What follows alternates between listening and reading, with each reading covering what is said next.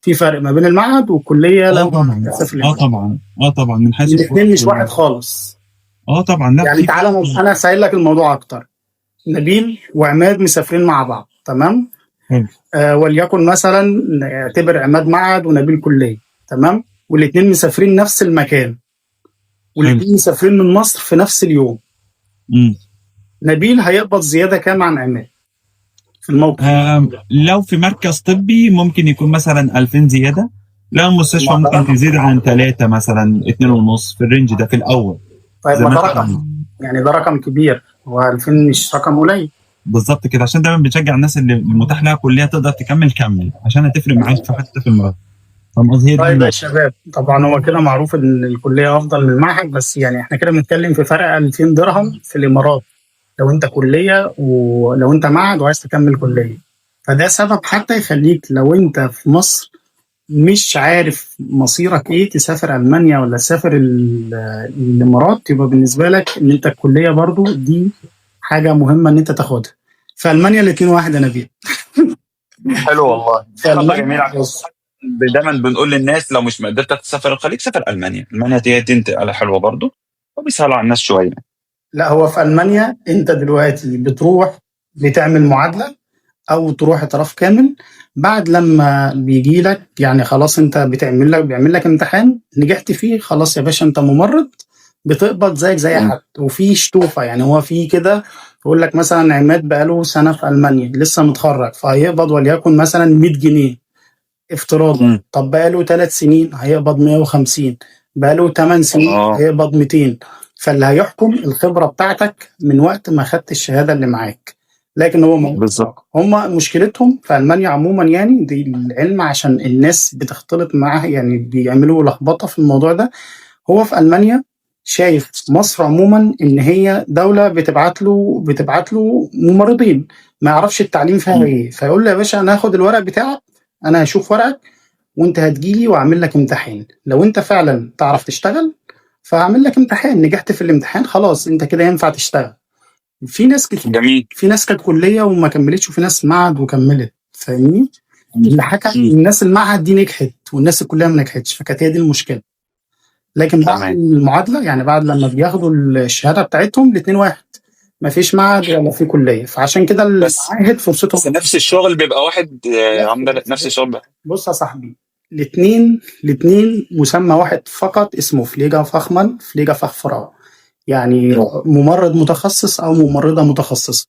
كنت مم. معهد، كنت كليه واحده كانت محضره 50 ماجستير في مصر وكانت معيده في مصر، هي نفس الفكره للاسف. يعني انا في واحده والله العظيم، يعني في واحده كلمتني قبل كده، هي صعبت عليا بصراحه.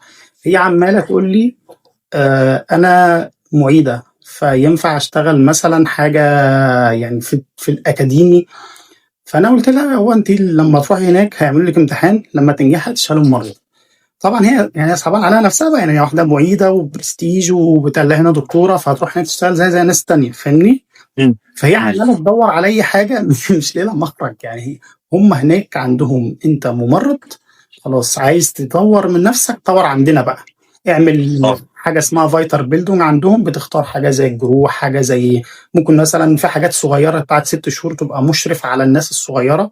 يعني انت جاي لك ناس بتتدرب، ناس صغيره، انت واحد مثلا هيعمل اوس بيلدونج 3 سنين او هيدرس تمريض، فعايز حد يوجهه. فاقول لك مثلا اعمل حاجه 6 شهور اسمها براكسس الايتر، تبقى انت زي نظام مشرف عليه، تعلم الناس الجديده ازاي يشتغل. فدي تبقى حلو. احد حاجات التطوير. ناس مم. بتشتغل في الجروح، انا نفسي حاليا شغال في المناظير الحمد لله، نفسي شغل في مصر. ممكن تعمل فايتر بيلدونج في المناظير، ناس المفروض اللي تشتغل في العمليات المفروض يعملوا فايتر بيلدونج. فدي حاجات، فبدل ما يبقى اسمك ممرض يبقى اسمك ممرض متخصص. لكن زي ما قلت لك لو مم. الاثنين مسافرين ولسه شغالين المرتب واحد. طيب يا صاحبي، احنا دلوقتي وصلنا ان المعهد بياخد اقل من الكليه. طيب الحاجه التانيه اللي انا عايز اعرفها، انت دلوقتي في المستشفى هل مهام اللي شغال بالمعهد نفس مهام اللي شغال بالكليه؟ لا، شغال في المستشفى المعهد انت بتعمل كل حاجه نفس اللي الكليه، نفس اللي بتعمله في مصر، بس ولا بتدي علاج ولا بتوقع على العلاج. يعني انت شغال بتعمل كل حاجه، تركيب كانولات، فيتالا كير، استشهاد، BOST، اي حاجه بتستلم المريض، اسسمنت، دوكيومنتيشن، كل حاجه بتعملها متاحه ليك. بس، ولا تدي قرص العيان، حتى جلسه النبريزر ممنوع ان انت تعطيه، ولا توقع على اي دواء. ده خاص بالار ان اللي هو الريجسترد نيرس. يعني فاهم عليا؟ افهم من كلامك بقى يا صاحبي، عشان ده بيحصل للممرض قبل ما بياخد الاوركون ده هنا. الممرض لما بيجي في المانيا يا نبيل، اول لما بيجي بيعمل نفس المهام بتاعه التمريض بالظبط لحد ما ياخد الاوركون ده، بس مش مسؤول. يعني انا مثلا انا دلوقتي لسه ما خدتش الاوركون ده فيه، فانا اسمي في فتره الاعتراف. اللي انت بتقول عليه دوت حاليا بيتعمل في المانيا بس لحد ما يطلع الشهاده، لكن مش على طول. مم. فانت لا، هنا على طول. هنا هنا على على طول. طول. طيب حتى انت يعني هنا الاول، هنا حتى انت قبل ما تشتغل في اي مكان، سواء عياده، مركز طبي، مستشفى، لازم يبقى معاك ترخيص الاماره اللي انت شغال فيها. يعني مفيش مكان هيبدا يشغلك وانت ما معكش ترخيص، الا اذا كانوا فاتحين حاجه اسمها هيلث كير اسيستنت، اللي تدين الناس اللي بدون ترخيص. بيساعدوك، بتستخدم انت تساعد في الكير، تروح تخلص حاجه، تبعت ورقه، تنزل تودي معمل مثلا في مستشفى بحاجه. طبعا دي في مستشفيات معينه. في مستشفيات ما فيهاش هيلث كير اسيستنت اللي هو بدون ترخيص دوت. انما في العادي لا، المعهد انت بتشتغل كل حاجه، بس زي ما فهمتك، ولا بتدي علاج ولا بتوكل على علاج. عشان كده السالري دايما بتاع الكليه فاهم السالري بتاع المعهد، ما بيبقاش عليك مسؤوليه بمعنى اصح. يعني فاهم قصدي؟ بص، هو ده ميزه وعيب. ايه بقى الميزه؟ ان انت مفضي دماغك ماشي بالظبط كده. انت شغال مش شايل مسؤوليه. مش شايل هم حاجه، فدي حاجه كويسه. بس عيب لانك انت بتعمل نفس الشغل وبتقبض اقل. يعني انت بتتكلم في مبلغ على فكره في هدي. المانيا الكلام ده. يعني في المانيا في مساعدين في فليجا هيلفر وفي فليجا فاخ كرافت. فليجا هيلفر ده اللي هو المساعد، ليه مهام تانية غير التمريض. وفي فليجا فاخ كرافت ده الممرض اللي هو احنا. في بقى مشكله لو انت في فتره الاعتراف بتعمل نفس الكلام ده، بتبقى شغال بتعمل نفس المهام بس بتقبض فلوس قليله. فلو المعهد عندك مصيره دايما كده، فالمعهد اكيد المانيا. يعني لو واحد معهد من غير نقاش يروح المانيا، يتعب يعمل اي حاجه يطلع لالمانيا على طول.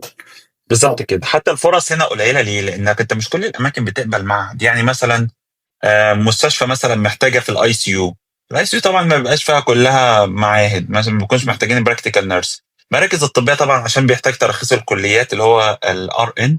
بيفضل مثلا يبقى معاه ار ان عشان يبقى حاطط رخصته تحت العياده او المركز، يقدر يشغل بها المركز. بياخد مثلا 2 3 كليه، وياخد مثلا واحد معهد. فاهم قصدي؟ فبالتالي فرص المعهد قليله، بس موجوده. في الاول وفي الاخر ان انت بتيجي بتدور. اولويه كده للكليه. زي ما انا واحد، بالظبط. انا دلوقتي عندي 2 متقدمين، انا شايف ان الشخص دوت اعلى كفاءه فاخد الاعلى كفاءه. ده اللي انت تقصده. بالظبط.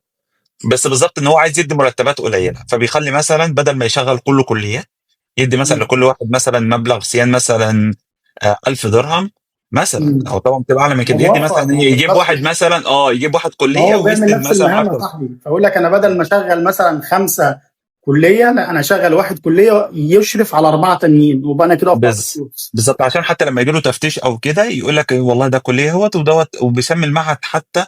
لو هو مثلا هيسميه معهد، طب لو هو يجيب مثلا ناس بدون ترخيص بيسموهم بقى سكرتاريه، محاسب، حاجه، ويشغلوا ان هو بيساعد معاه زي تمريض في عياده او كلام من ده. تمام. طيب بس سؤال طبعا تاني. ده غير قانوني. سؤال يا صاحبي، ترخيص المزاوله اللي بيطلع للمعهد اسمه ايه؟ وترخيص المزاوله اللي بيطلع للكليه اسمه ايه في الامارات؟ استعمل دلوقتي عندنا في 3 امتحانات في الامارات. امتحان دي اتش اي ده خاص باماره دبي. في امتحان الدي او اتش اللي هو خاص باماره ابو ظبي. في امتحان الام او اتش اللي هو خاص بالامارات الشماليه معين. يعني طيب. المعهد والكليه بيمتحنوا نفس الامتحان، نفس الاسئله، مفيش فرق. طيب فاهم؟ انت ده عايز مذاكره تقصد مثلا يا صاحبي زي في مصر كده القاهره ليها امتحان، اسكندريه لها امتحان، الشرقيه لها امتحان، حاجه زي كده؟ بالظبط كده. بالظبط كده. تمام. صح طيب ما كده؟ ينفعش انا اخد كده فاهم امتحان. صح؟ عشان بس انا احاول اظبط. بالظبط كده. إمارة دبي كأنها تمام. محافظة شغالين بيها بامتحان اسمه الدي اتش اي. ما ينفعش اخد الدي اتش ده اروح اشتغل في ابو ظبي طول ما هو مش متفعل. يعني بمعنى ايه؟ يعني انا لسه جاي، بيبقى جاي من مصر، بتمتحن معاك امتحان، تعمل داتا فلو للاسلام عن الاوراق، وبتبقى تاخد اللي هو التسجيل اللي هو الخطاب. انت دلوقتي خدت خطاب، دلوقتي طالع لك الخطاب ده تمام. على اماره دبي لانك امتحنت دبي. ما ينفعش تاخد الخطاب ده تقول لي راح اقدم فعاله على اي مكان تشتغل بيه في دبي مثلا شهر، شهرين، 3 4، بيبقى يطلع الخطاب ده بيبقى لايسنس، تبقى دي اتش اي لايسنس. وقتها تقدر وقتها تغيرها من تروح اي اماره انت عايزها. وهكذا في كل الامتحانات. لما مثلا رحت الام او اتش وفعلته، تقدر تروح دبي، ابو ظبي، اي مكان. تمام. بس طول ما هو خطاب لازم تشتغل في الاماره اللي انت فيها. تمام. هي دي، لان كل مكان له وزاره صحه خاصه بيها. هي دي النقطه. تمام. طيب يا صاحبي، يعني طيب هو دلوقتي انت قلت هيمتحن في الاماكن دي، بعد لما يمتحن انا اقصد المسمى ايه؟ يعني انت مثلا مكتوب عندك دلوقتي حلو. في الاي دي بتاعك المسمى بتاعك ايه؟ المعهد بيصنف على حاجه اسمها براكتيكال نيرس، والكليه بيصنف حاجه اسمها ريجسترد نيرس اللي هو اخصائي تمريض. فالخطاب ده بيقول لك لكل واحد انت مسماك هتشتغل بيه ايه جوه الدوله بناء على شهاده التخرج، شهاده الخبره، الامتحان، الداتا فلو، كل حاجه. فبيديك الخطاب ده تقدم بيه، عشان بعد كده المكان دوت بياخد الخطاب ده، بيبقى فيه رقم بيقدمه للصحه، بعد كده بتقلبه لك لايسنس. اللايسنس ده بيظهر لك بقى ايه؟ المسمى اللي انت كنت معاك بيه في الخطاب بيظهر لك فيه في اللايسنس. تمام؟ بيظهر لك ان انت براكتيكال نيرس. يبقى شغلك البراكتيكال نيرس ده ان انت ليك جوب ديسكريبشن معينه زي ما انا فهمتك في الاول، ولا يدي علاج ولا يوقع على علاج، انت بتشتغل بتعمل كل حاجه. طب الكليه انت معاك صلاحيه بتعمل كل حاجه، مسؤول، وفي بوليسي في كل مكان انت لازم تتبعها. يعني مثلا الناركوتيك لها بوليسي معينه دي وزاره الصحه منزلاها، لازم تقراها وتوقع عليها وانت شغال في المكان دوت، وهكذا. المعهد مثلا بيشتغل بالبي ال اس، الكليه بياخد بي ال اس، اي سي ال اس. ما ينفعش مثلا كليه مثلا يبقى معاه مثلا عيان ارستد مثلا او عيان كود ويقول لك انا مش هدي ادويه، لا بتدي ادويه. طب لو واقف معاك معهد بتشتغل سي بي ار بس، بتساعد بس ما تديش ادويه، حتى لو اتفرض عليك ان انت تدي ممنوع تدي. فاهم قصدي؟ هو ده الاختلاف. هو في اختلاف كبير يا صاحبي، اللي انت قلته ده مش اختلاف عادي. انت بتتكلم طبعا. عن واحد، بص انت بتتكلم عن واحد مسؤول على كل حاجه، واحد يعني معلش يعني هو بره برضه مش شغال، مساعد مهمش. معاه، يعني انت مساعد معاه. انت شغال بس يعني ايه، انت شغال بس ما تقلقش يعني انا معاك. فاهمني؟ يعني انا مثلا شغال مثلا سيان مثلا في مستشفى اجنبيه، تمام؟ مستشفى اجنبيه معاه اعتماد اللي هو على الماجنت كده مجالات اكريديتيشن. التطوير يا صاحبي، يعني على كده مجالات التطوير في المعهد هتبقى ايه هناك؟ تفضل براكتيكال نيرس. طب لو انت عايز تكمل كليه تقدر تكمل كليه هنا عادي، بس الكليه ديت بتعدي المليون وكسر في مصر على مدار سنتين. بتاخد حاجه اسمها بريدج بروجرام. دي في كليات هنا جامعات بتدرس سنتين، بتروح يوم مثلا تحضره حضوري، بتاخد الشهاده ديت وتعادل منها معتمده طبعا داخل الامارات وخارج الامارات في الجامعات ديت. بعد كده تحول لكليه. حتى الكليه لو حب يطور من نفسه طبعا يقدر ياخد زماله، ياخد ماجستير في جامعات طبعا مكلفه طبعا سواء داخل الدوله او خارج الدوله. وبعد كده بيقدم في المكان اللي هو فيه، والله بقى محتاجين استنى بقى بس مع يا صاحبي، مثلا. استنى بس، ده انت اتكيت على الجرح، اتكيت على الجرح، مم. قلت مكلفه. مم. بص يا صاحبي، اه في المانيا عموما، بس هيلاقي مقابل. فاهم قصدي؟ ما هو اسمعني مكلف بس، بس هو بس عايز مسمى. استنى بقى خليك معايا. انت هنا في المانيا بتعمل حاجه اسمها فايتر بيلدونج، بتعلم من نفسك برضو. يفترض ان انت تدفعها، بس اغلبيه الابايت جيبرز هنا صح اللي هو صاحب الشغل بيشيلها عنك. اغلبيه الاماكن تلاقي صاحب الشغل بيشيلها لك، بس مع شرط مثلا ان انت هتشتغل عندي سنتين تانيين في المستشفى. دي موجوده في المانيا. فانت دلوقتي كنبيل، انت دلوقتي عايز تطور من نفسك في الامارات، عايز مم. تاخد زماله، ممكن تاخد زماله في ايه مثلا؟ تاخد زماله بقى وات ايفر الزماله اللي انت حابب تدخلها، مثلا زماله مثلا ارواء قلبي مثلا، عشق اللي هي البرفيوجن مثلا. شغال مثلا انت مثلا شغال في مستشفى في عمليات مثلا، وكنت معاك خبره قبل كده في مصر برفيوجنست، بس مش تقدر تشتغل بيها هنا، لازم لها زماله.